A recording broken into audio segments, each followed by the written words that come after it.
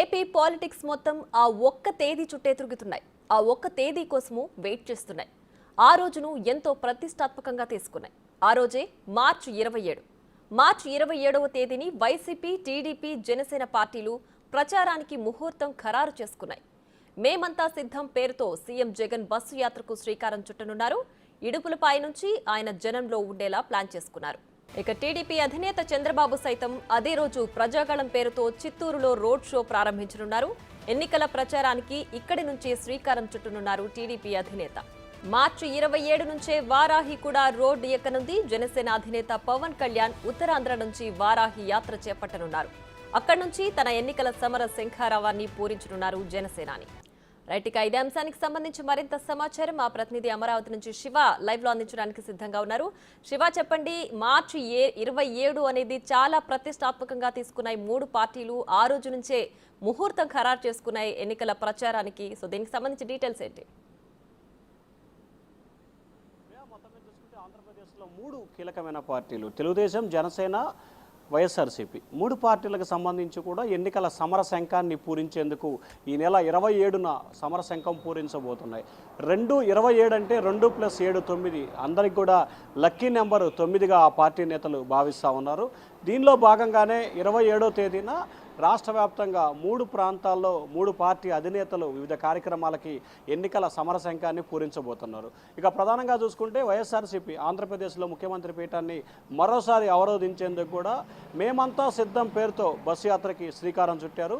ఈ బస్సు యాత్రకు సంబంధించి 27వ తేదీ ఉదయం ఇడుపులపాయ, కడప జిల్లా ఇడుపులపాయలో ముఖ్యమంత్రి జగన్మోహన్ రెడ్డి ఆయన తండ్రి సమాధి వద్ద ఘనంగా నివాళులర్పిస్తారు. అక్కడి నుంచి బయలుదేరి ఆయన కడప, పొద్దుటూరు, బద్వేలు మీదుగా కడప చేరుకుంటారు. ఆ రోజు అక్కడ బస్సు యాత్ర మొత్తం నిర్వహించి ప్రొద్దుటూరులో మధ్యాహ్నం బస్సు యాత్ర కొనసాగిస్తూ ప్రొద్దుటూరులో సాయంకాలం బహిరంగ సభ నిర్వహించబోతున్నారు. ఆ తర్వాత హిందూపురం, కర్నూలు, కడప, అనంతపురం మీదుగా వరుసగా కూడా ఆయన రోడ్ షోలు, బస్సు యాత్రలు దాదాపుగా కొనసాగబోతూ ఉన్నాయి. దాదాపుగా 21 రోజుల పాటు జగన్మోహన్ రెడ్డి బస్సు యాత్ర కొనసాగబోతూ ఉంది.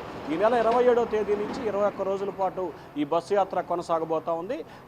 గతంలో సిద్ధం సభలు నిర్వహించిన 4 చోట్ల మాత్రమే జగన్మోహన్ రెడ్డి ఈ బస్సు యాత్రని నిర్వహించట్లేదు. ఇక రెండోది, తెలుగుదేశం పార్టీ అధినేత, మాజీ ముఖ్యమంత్రి, ప్రతిపక్ష నేత చంద్రబాబు కూడా ఈ నెల 27వ తేదీ నుంచే ప్రజాగళం పేరుతో చిత్తూరు జిల్లా నుంచి కూడా ఆయన రోడ్ షోని ప్రారంభించబోతున్నారు. చిత్తూరు, హిందూపురం, రాజంపేట, తిరుపతి, కర్నూలు మీదుగా కూడా ఆయన దాదాపుగా 8 రోజుల పాటు కూడా ప్రజాగళం పేరుతో యాత్ర నిర్వహించబోతున్నారు. అయితే ఆయన కూడా 27వ తేదీన చిత్తూరు నుంచి ఆయన యాత్ర ప్రారంభించబోతున్నారు. ఇప్పటికే దీనికి సంబంధించిన రూట్ మ్యాప్ కూడా దాదాపుగా ఖరారైంది. 5 రోజులకు సంబంధించిన రూట్ మ్యాప్ని ఆ పార్టీ నేతలు ఇప్పటికే విడుదల చేశారు. గతంలో 2 సార్లు ప్రజాగళం పేరుతో యాత్ర నిర్వహించాలని చెప్పి కూడా వాయిదా పడింది. తాజాగా 27 నుంచి తిరిగి ప్రారంభం కాబోతా ఉంది. ఇక జనసేన అధినేత పవన్ కళ్యాణ్ గతంలో 2-3 దఫాలుగా వారాహిని వాహనంపై వారాహిని యాత్రని కొనసాగించారు. ప్రజా సమస్యల ఏజెండాగా ఈ యాత్రని ఆయన ప్రారంభించున్నారు.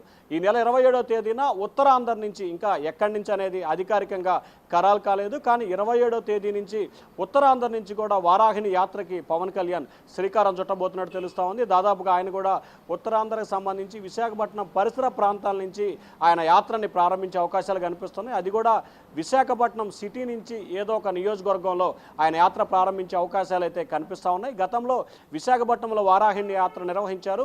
సిటీలో నిర్వహించిన ప్రాంతం నుంచి తిరిగి ఆయన యాత్ర ప్రారంభించేందుకు పార్టీ నాయకులు అయితే ఏర్పాట్లు చేస్తూ ఉన్నారు. సో ఓవరాల్గా 3 ప్రధాన పార్టీ నేతలు, 3 పార్టీల అధ్యక్షులు 27వ తేదీ నుంచి 3 చోట్ల నుంచి కూడా యాత్రలకి శ్రీకారం చుట్టారు. ప్రియా.